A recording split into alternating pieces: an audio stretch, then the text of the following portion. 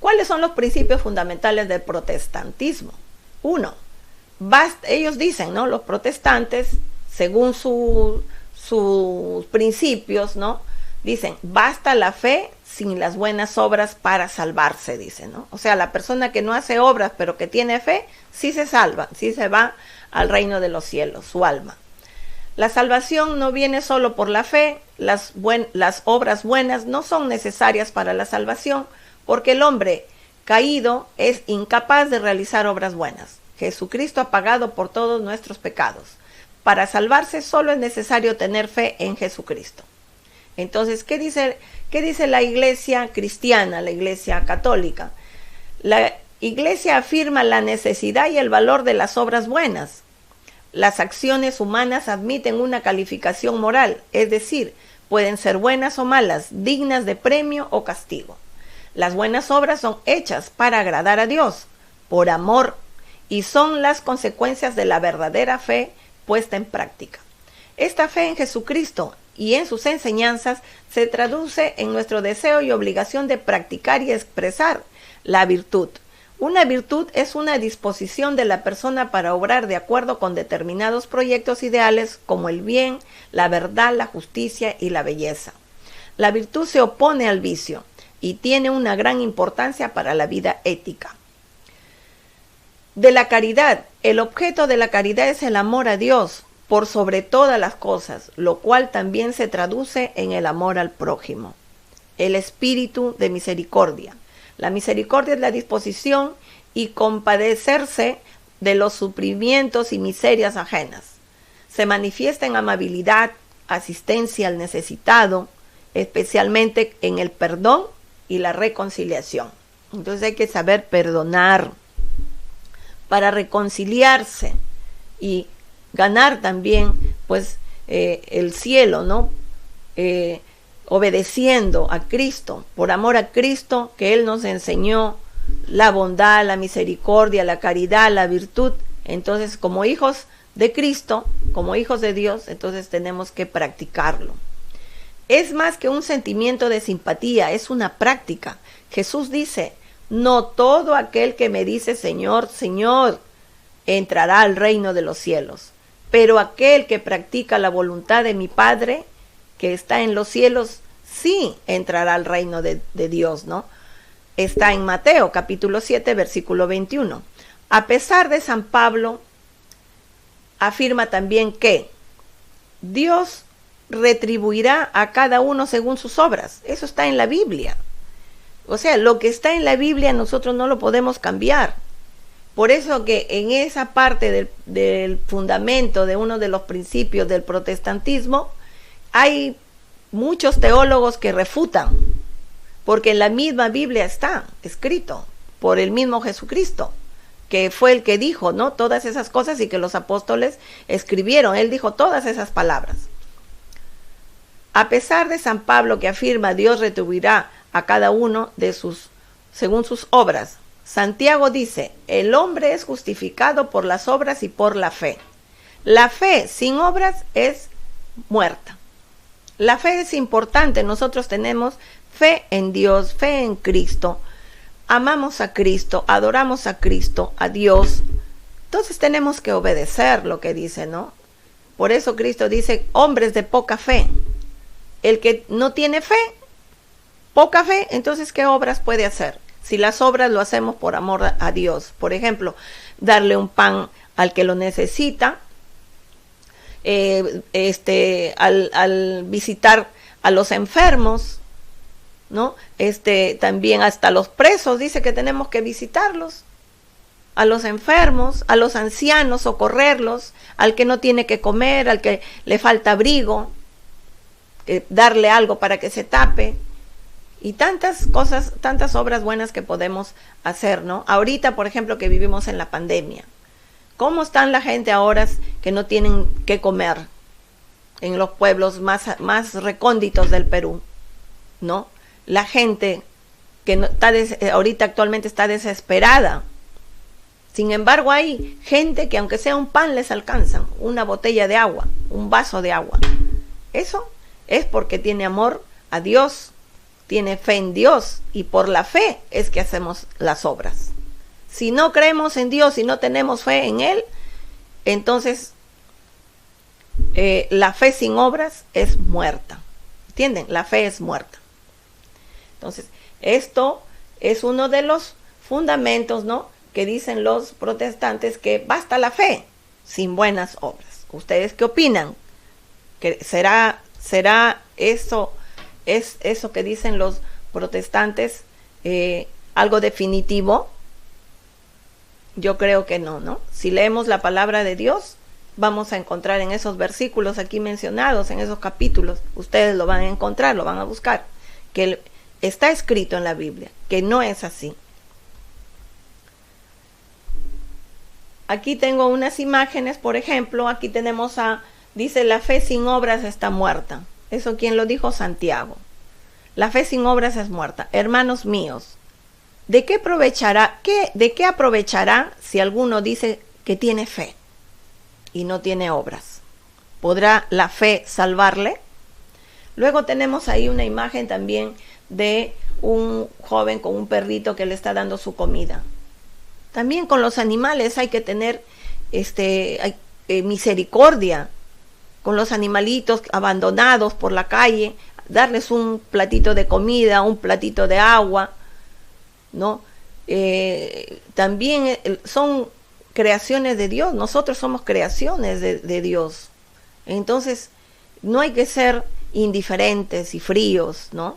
Ver de repente, está en nuestras manos poder ayudar, entonces hagámoslo, hagamos la obra, ¿no? Dando siquiera un vasito de agua al que lo necesita, y dando de repente un platito de comida a esos animalitos, ¿no? A esos perritos que andan por la calle, todos sarnositos, todos enfermitos, ¿no? Llenos de pulgas, garrapatas, y enfermos, ¿no? Tratar de ver cómo se les puede ayudar si podemos y está en nuestras manos. Dios les va a bendecir, como dice, ¿no?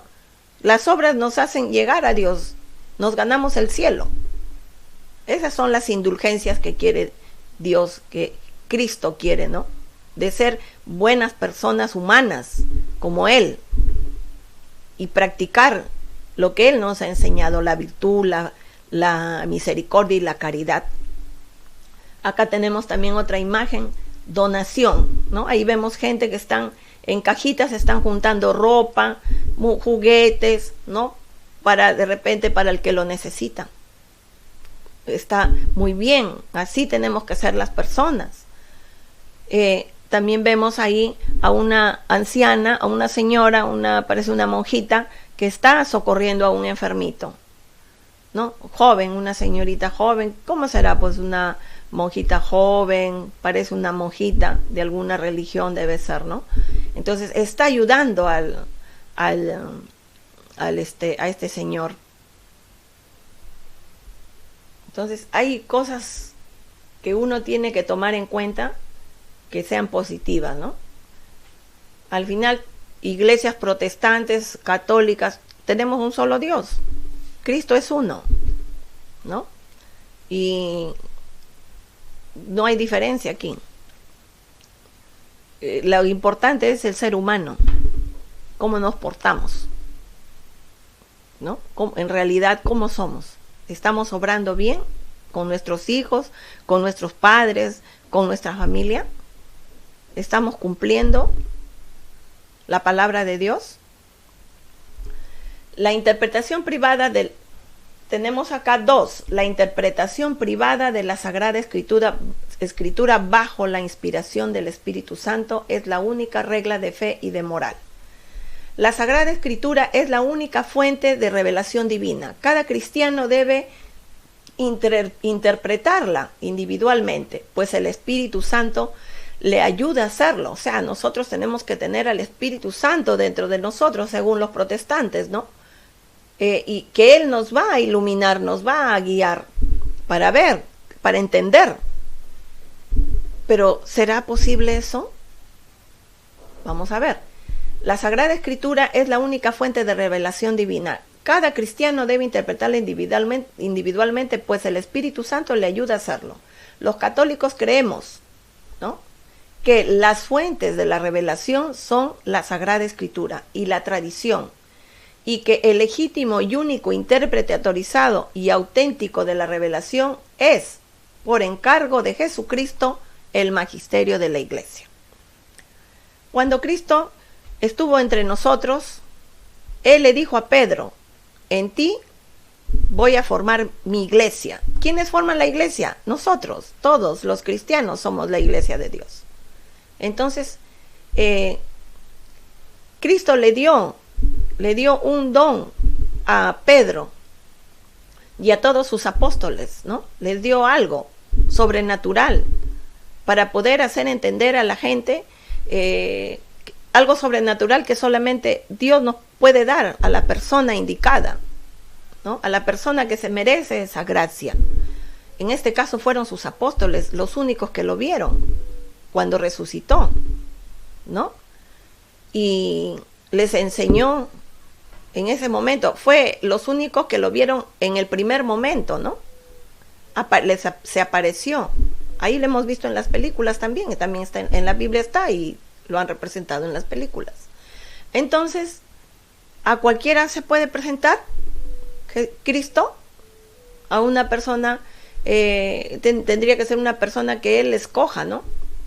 Que Él diga: esta persona se merece, quiero comunicarme con él o con ella, voy a hablarle, ¿no? Pero no es cualquier persona. Entonces, Cristo escogió a Pedro.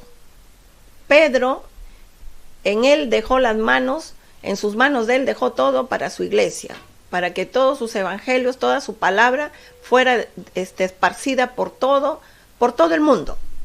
Y así ha sido, ¿no? Y los católicos creemos que la fuente de la revelación son sagradas, son la Sagrada Escritura y la tradición, y que el legítimo y único intérprete autorizado y auténtico de la revelación es, por encargo de Jesucristo, el magisterio de la Iglesia. Los hermanos separados o protestantes dicen que basta la libre interpretación privada de la Biblia, es decir, que uno solo por sí mismo, dicen que con la ayuda del Espíritu Santo, puede entenderla, y que no se requiere que alguna autoridad, en este caso el magisterio o tradición de la Iglesia católica, nos dé la interpretación correcta. Esta concepción equivocada de las cosas es la que precisamente han dado origen a la aparición de miles y miles de sectas, cada cual llamándose a sí mismo cristianas y arrogándose el derecho de poseer la interpretación verdadera de la Escritura. La doctrina católica sobre este punto dice que la interpretación fiel y verdadera la da el magisterio de la Iglesia, es decir, el Papa reunido con los obispos, basado en la tradición apostólica, es decir, la enseñanza que se conserva fielmente en nuestra Iglesia católica desde los orígenes del cristianismo, ¿no? Cuando yo les decía de Cristo, cuando le dice a Pedro que en ti fundaré mi iglesia, ¿no? Le dice, ¿no? Pasamos aquí, por ejemplo, tenemos una imagen, ¿no? de un libro antiguo, ¿no? Un libro antiguo que vemos que es escrito por Martín Lutero. Y acá dice lo que ellos dicen los protestantes, que se respeta, ¿no? Todos tenemos nuestras ideas y tenemos que respetar. La palabra de Dios no necesita intermediarios.